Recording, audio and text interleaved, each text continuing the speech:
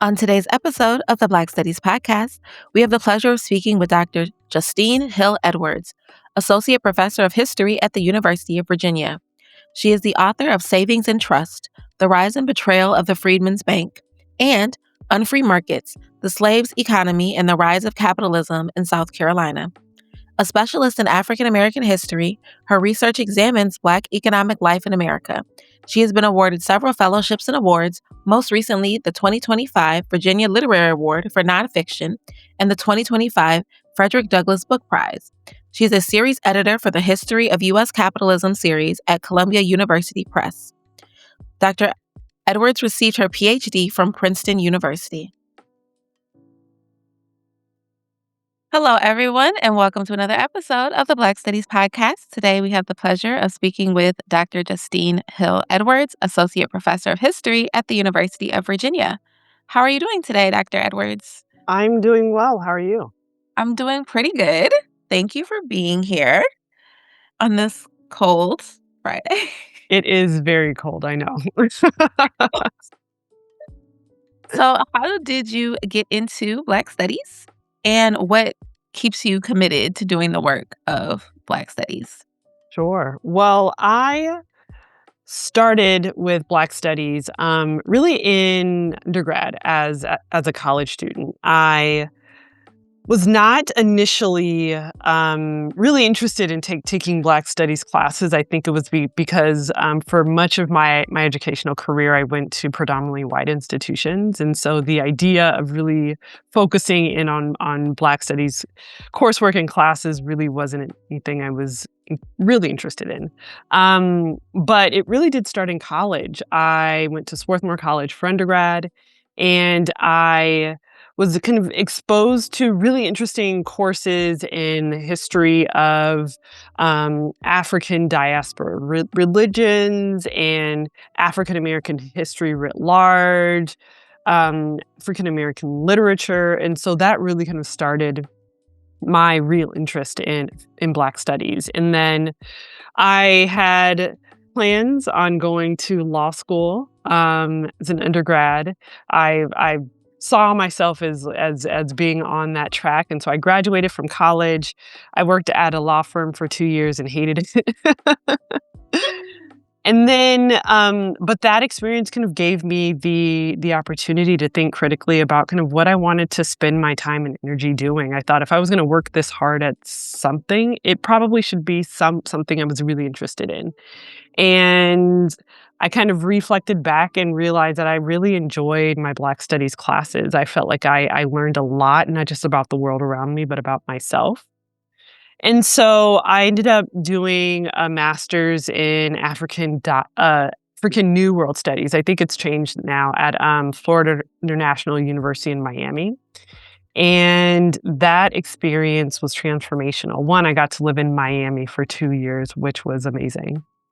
And two, I had the experience for really the first time in my life of having mostly Black faculty on my committees as professors, and that was just an amazing and transformative experience. And if anything, I think it gave me the confidence to say, "Oh, I can do this." I ultimately just decided to pivot to history, and so I started a PhD in history. But I knew I wanted to be trained in African American history, and specifically in the history of American slavery. And so that's kind of been my trajectory. And so even though I have my PhD in history and I teach in a history department, I am still very committed to exposing my students to these kind of major tenets of Black studies that I learned really in undergrad and doing a master's degree. Thank you. So building on that, as a trained historian, and given the focus of your research, you talk a lot about Black economic life. How do you situate yourself in relationship to the disciplines? And maybe what from Black studies do you bring to the kind of historical research that you do? Mhm.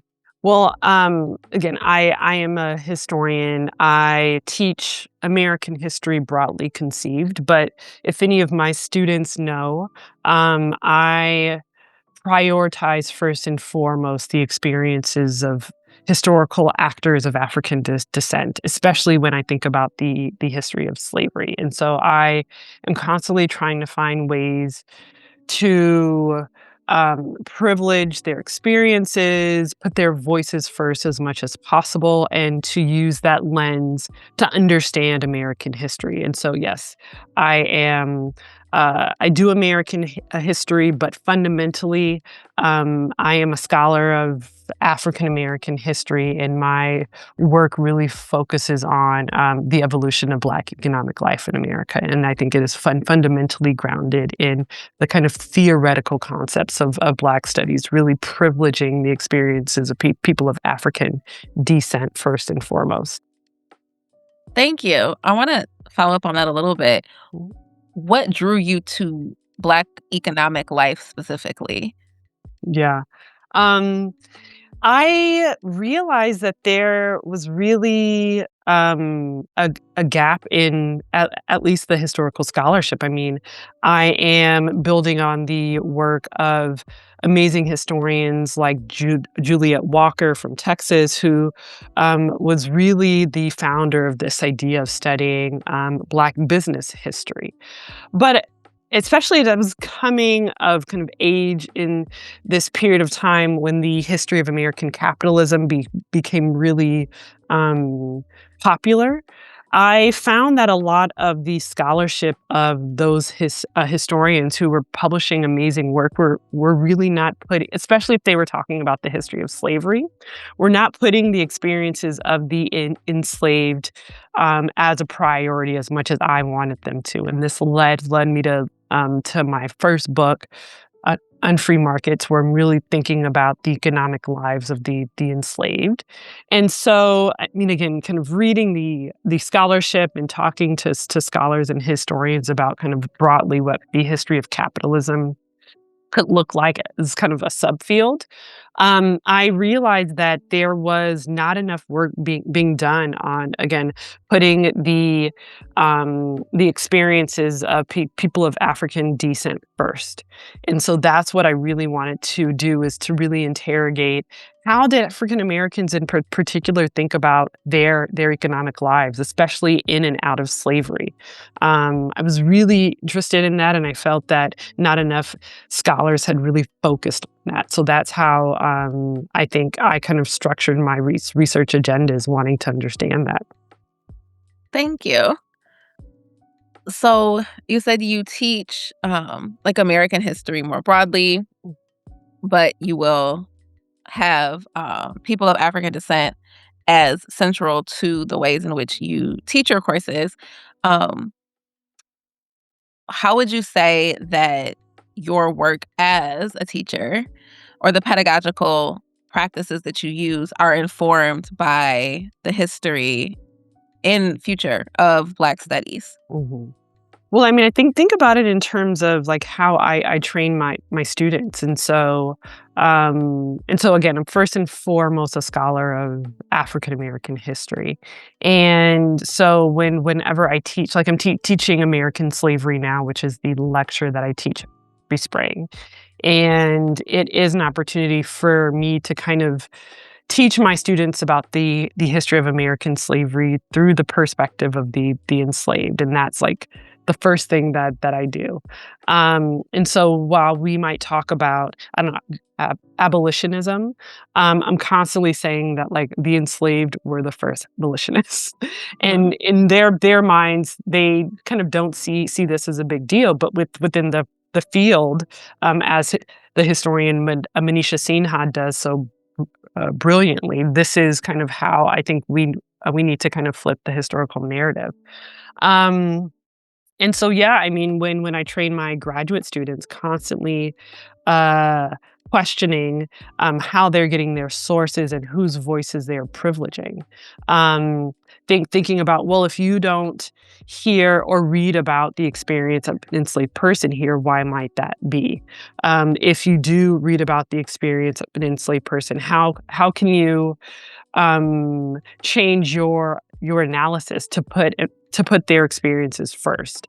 And so just kind of thinking about in the way that I teach and the way that I instruct and advise my students, especially my grad students, those are the types of questions that I'm constantly pushing them and encouraging them to interrogate.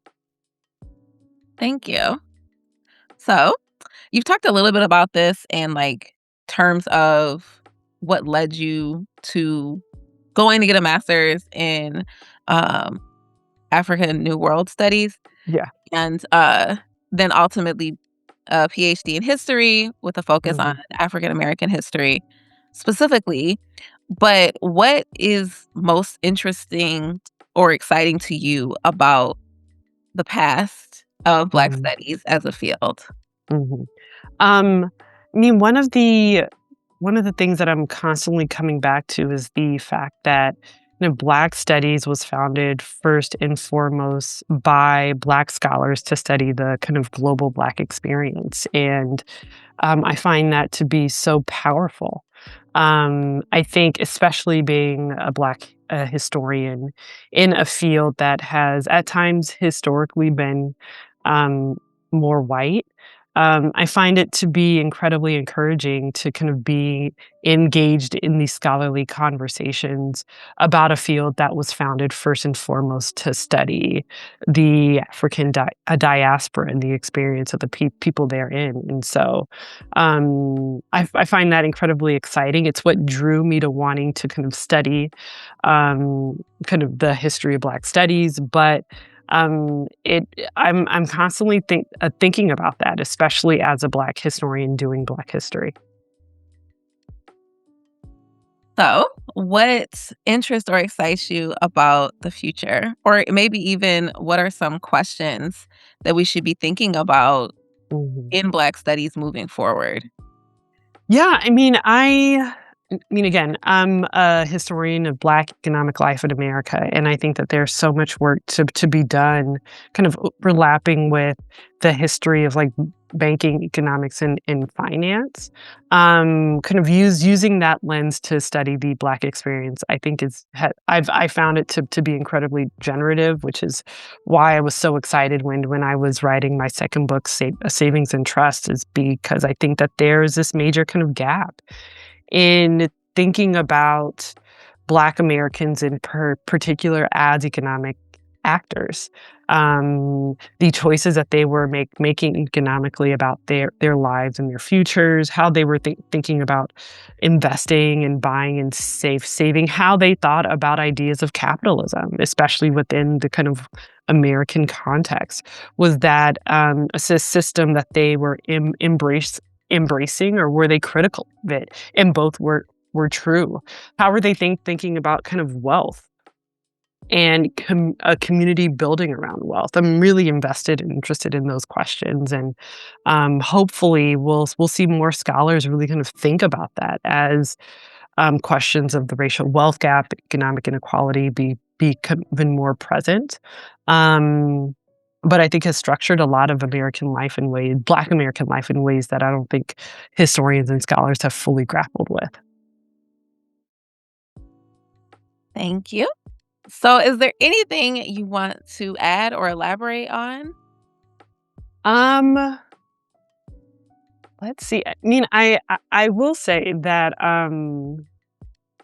that kind of thinking back on my experience in graduate school, especially doing a master's in African New World Studies, I've often gone back kind of in my mind and have been kind of so grateful about that experience. Again, being in classes with other predominantly Black students from throughout the diaspora, being taught by Black faculty, which was so transformative for me.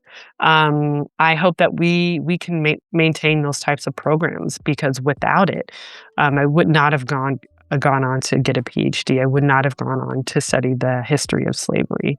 And those decisions that I've made have been incredibly important in helping me kind of evolve into the historian that I am today. And so yeah, I mean, it was such an important experience for me, not just kind of in terms of my career, but in terms of, I think, who I am as a person.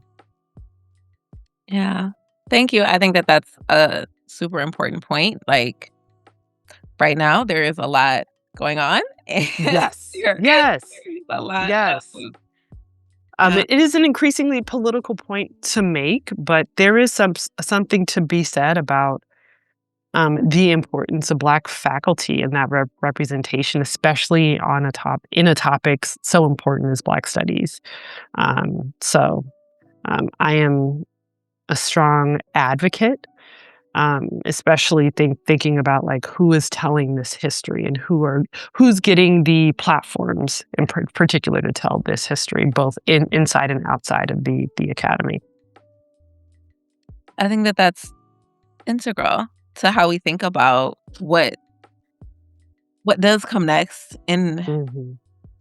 how we maintain the spaces that we currently have and expand and maybe create new spaces and new ways to do this work, um, as increasingly the academy is not necessarily as um, open a place to do the work as it was for a moment in time.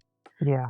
Hmm. And having those perspectives, particularly I think about, like, people have been writing about American slavery for a long time, but it's like you said, like, flipping the historical narrative and really thinking about the ways in which you can center the experiences and the lives of Black people in that, because Hmm. too often that's not the way that most people encounter it, and Hmm.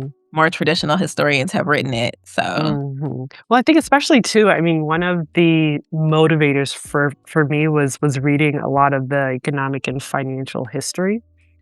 And I was surprised at the extent to which the perspective of the enslaved was not privileged. And I kept thinking, like, what would this look like if we put the experiences of the enslaved front and center? If we thought about a moment of sale, if we thought about how the enslaved thought about kind of money and their own labor, the ideas of kind of saving that they were thinking about. Um, yeah, I mean, how would that change the narrative? How would the kind of scholarly conversation shift is if we put their experiences first and foremost? And so again, it's incredibly motivating um, to kind of think about those questions from that perspective. that yeah. I those are questions I, like, never thought of myself. Like, what does that look like? Which I think is reflective of the ways in which the we are taught and trained to think about these things, Mhm. particularly from a historical perspective where a lot of times the reliance on the archive means that there is a lot that's not there. Mhm. Mhm. And if all you do is look at the archive, then without Mhm. reading in between it and reading against the grain of it and trying to Mhm. flip the narrative and change perspectives, Mhm. there isn't much that's gonna be said about his perspective of the enslaved because that perspective is not represented in the archive largely. Exactly.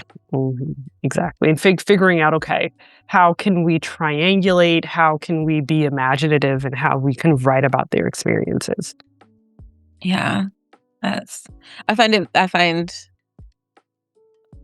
not a historian at all, but my sister is, and I find it very interesting, how that work is being done in Mhm. increasingly very innovative and important ways.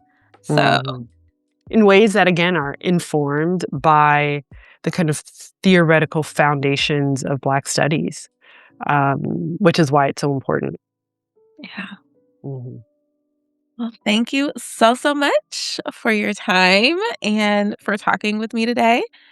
Um, I really appreciate it, and I find your work fascinating because I'm not a I'm not a numbers girl, but I think that this is a very like, it's really important to think about that Mhm, particular perspective and to mhm, have, um, an understanding of how Black people think about their role in American capitalism and how they mhm, navigate that given the mhm, constraints and shifts over time is so important. mhm, and I think it's fascinating too. I think it's empowering. So yes, I encourage more scholars to think about those questions because I think again, they're incredibly generative. Thank you so much. I hope you enjoy the rest of your day and stay Thank you. warm. Hopefully Thank this you freeze for will be having over me. soon.